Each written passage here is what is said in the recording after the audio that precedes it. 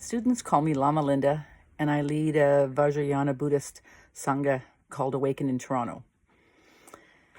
I'm often asked, can everyone meditate? Is there anyone who can't benefit from meditation? Well, the short answer to this question is yes, everyone can meditate. However, there's the longer answer, which says, there's a lot of different meditations, and some of them are better for some people for a variety of reasons. And so while it might be true that everyone can benefit from meditation, and particularly getting all those good side effects of, better focused, greater emotional regulation, and just in general, a better well-being, that all is achievable by anyone because anyone can meditate. But let's look a little closer and look at some of the different meditation practices and try to understand which ones are different for different people. So let's start with children. Children can meditate. This seems to have been news to many of us. We actually started meditation as adults. I was an adult before I did my very first formal meditation. And it poses that question, well, can children meditate? Is it good for them as well? And the answer is yes, that children can meditate, but really they need to practice the kinds of meditation that are what we call calming or shamatha practices. These are ones that are often involving breathing, they involve the body. They can also include things like some of the peaceful archetypes. Chinrezi practice, which is one of the primary archetype practices. One doesn't need to have a Wangkur ceremony or blessing, permission to use that mantra to practice. This is a really good mantra, really, really good meditation practice for children and for people of any age. You may recognize the Chinrezi mantra. It's described around the world. It's described, it's hummed and sung in many different ways. I'll sing it for you 3 times in a chant just so you can hear how the Chinrezi mantra sounds, and you can share it with your children, share it with anyone you know. Here's how it goes. The spoken part sounds like Om Mani Padme Hum. Om Mani Padme Hum. Om Mani Padme Hum. And when you chant it, it sounds more like this. Om Mani Padme Hum, Om Mani Padme Hum, Om Mani Padme Hum, Om Mani Padme Hum, Om Mani Padme Hum, Om Mani Padme Hum. And it can just be repeated over and over. For children, we recommend that they only do peaceful archetypes and peaceful mantras until they're at least the age of 12. Probably 16 is a better age for them to begin considering any other kinds of archetypes and any other kinds of wrathful or energetic mantras belonging to the wrathful deities. How about adults? So in general, if you're a person or you know someone who has difficulty with emotional regulation, you might find that some of the more open-ended meditation practices are actually quite anxiety producing. And what we often recommend is, if you know that you have some difficulty with emotional regulation, do some of the self-love meditation practices. Some of the ones like loving kindness meditation. I've done a loving kindness meditation earlier on this YouTube channel that you might find useful and beneficial to try.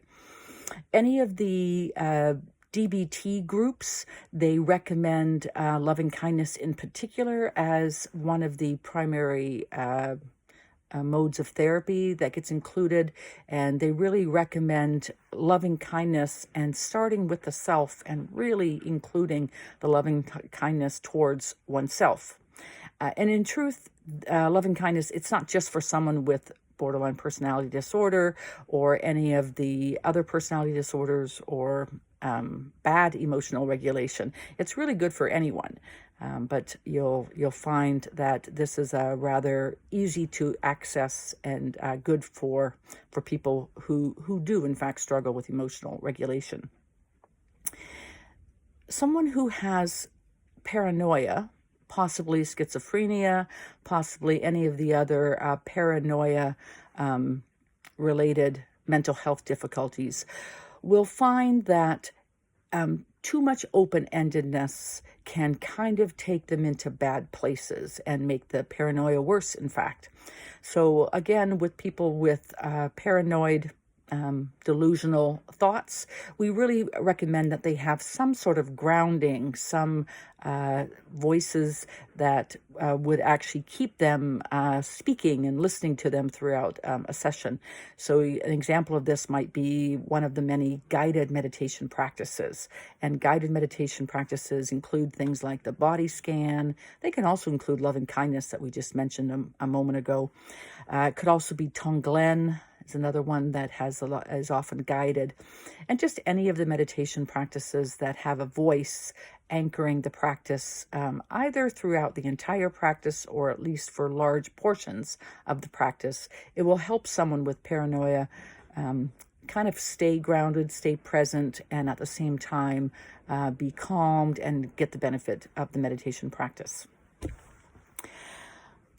People who are on the neurodiversity spectrum, and we seem to have more and more of these people. This might be someone with ADHD, ADD, could be autism, but just anywhere on this neurodiversity spectrum might find that any meditation practice is fine, provided the duration is short. So you might do any of the many meditation practices out there, but you might find that you prefer, it's better to do sort of shorter practices. Maybe start with 5 minutes, see what that's like, going up to 15 minutes, 20 minutes, but you might stay away from the really long practices, even day-long ones that are repeating hour after hour. It just sometimes is a bit too much for the mind. It's a little bit too, allows for distractions to come in. And, these distractions could be in any form. It could be an inner distraction of the mind, could be also hearing and being influenced by the outer distractions, could be kids, pets, noise, urban sounds. Whatever goes on in your meditation session may simply be too difficult to contain. And so someone who's a bit neurodiverse in any kind of way might prefer shorter meditation practices. And the rest of you, or other adults sort of in general, might find that it's best to think of this 80-20 rule when it comes to meditation, which means 80% of the time you choose a meditation practice that you like. It's probably going to be one that you'll do more often, you repeat, you go to in hard times. But the idea is that 80% of the time you actually do a meditation practice that feels good and that is easy to sustain. And 20% of the time you might choose a meditation practice that you've been taught, that you know, and yet you struggle with, that you fall asleep during. That sometimes happens. Maybe your mind just distracts and you can't focus. You can't really ever get a good meditation sit. Whatever it is, save 20% of your meditation practice time for the difficult meditation practices. In Vajrayana Buddhism, there are foundation work practices that include a variety of different kinds of practices.